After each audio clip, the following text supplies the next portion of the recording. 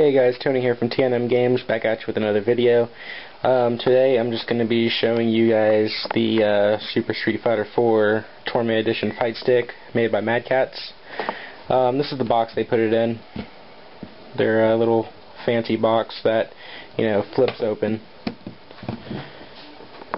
And they made little artwork of all the characters, everything. I took it out already and I've already been using it, but you could display it right there. What you see in there is just the headset adapter. But the box is not what we came to see. Just let me give you a little bit of history. Last year, in February, I believe it was February, Street Fighter 4 came out. And when Street Fighter 4 came out, I refused to play it with a controller. I can't play Street Fighter with a controller, because I've always played it in the arcades. The only controller I could play Street Fighter on would be like a fight pad. So we got these fight pads in at the store that I work at, and I was thinking about buying them. They were $40, but for $40 more I could have got a fight stick at that time. So I was like, alright, let's go with the fight stick. Well, this is the piece of crap that I bought. This was the original Street Fighter 4 arcade stick. It's not even Tournament Edition, it's just a regular arcade stick. Only, I would say, true fighting fans would understand why this stick sucks. But anyway, you have your stick, your 8-button layout, your low kick and punch, medium kick and punch, fierce kick and punch, and all three kicks and all three punches together. Right there it has your Xbox Live Guide button. Right there, your lock and unlock, which joystick you want to control, and your turbo options. I really didn't like this stick because of the size of it is freaking small. It's like made for a baby. But I mean, I was doing better than, it was better than nothing. I was doing better than I would on a controller. So I can't talk too bad about it. But one thing I didn't like was about this loose wire just hanging everywhere. And it's a pretty long wire. It was just everywhere. So that's one thing I didn't like. It was poorly made. The buttons and the stick didn't seem too responsive. Like, it just wasn't responsive at all. And then eventually, going left messed up. Like, it's really weird how this stick works now. But if you want to go left, it doesn't want to work sometimes. It's just, I want to say it's the best fight stick overall. So, since Super Street Fighter 4 came out, they came out with the Super Street Fighter 4 Tournament Edition fight stick, and I needed a Tournament Edition anyway. So, this is what it looks like. Excuse the lighting. But anyway, as you can tell, it is much bigger. Here.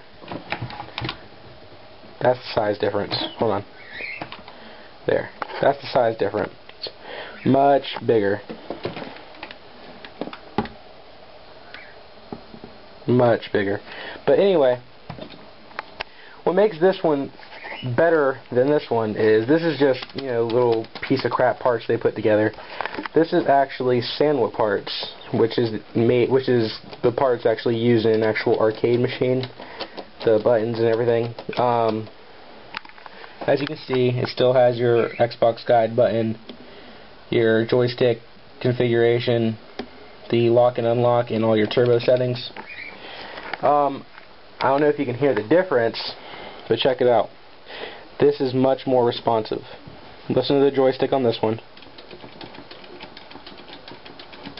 Hopefully you can hear that. But listen to this one. As you can tell, much more responsive. Same with the buttons.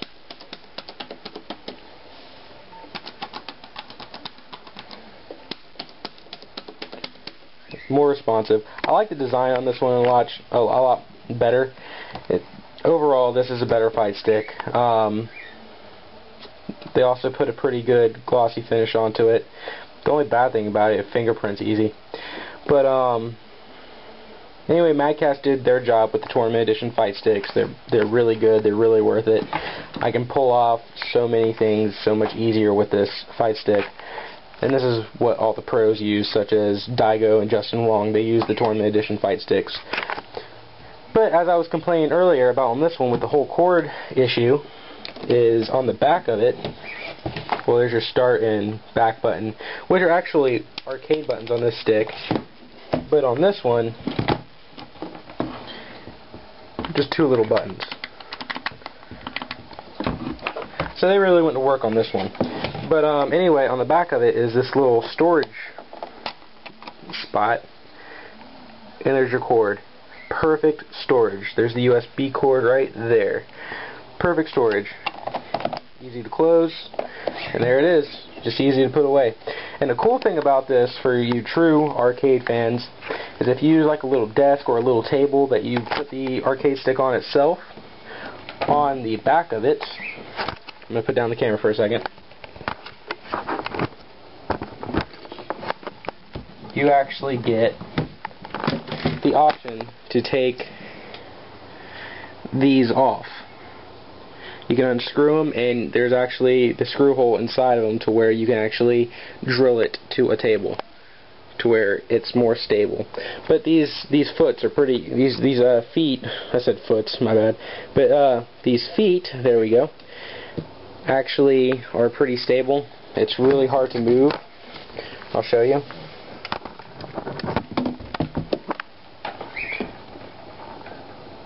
Yeah, see, pretty hard to move. Really hard to move. So there's really no need to do that unless you are reckless while you're playing your games. But overall, it's a better fight stick. I've been using the hell out of it recently, and as I said before, I'm doing much better. So if you have the money, which is $149.99, not sure what it is after tax, it's a good investment, especially if you're a fighting fan. I used that fight stick on BlazBlue when that came out, and the new BlazBlue is coming out, so I plan on using this one for it, and hopefully my game on BlazBlue will pick up a little bit. But anyway, that's about it for the fight stick unboxing, review, or whatever the hell you want to call it. But that's it. I know I said last week that I would be coming out with the Super Street Fighter 4 review on the day it came out, or the day after it came out. It's been out for almost a week now. It's been out for a week actually today, and I haven't gotten it out yet, but I have started filming it. I have done a little bit of the editing, and all I need to do is film one more thing because they put so much stuff that I needed to cover in there. So I'm almost done with it. Look for it to be out on YouTube soon.